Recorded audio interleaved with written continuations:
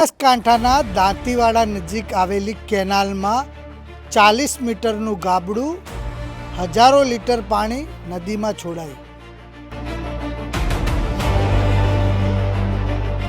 નમસ્કાર, હું છું અંકિત વ્યાસ. આપ જોઈ રહ્યા છો ન્યૂઝ ઓનલી ચેનલ.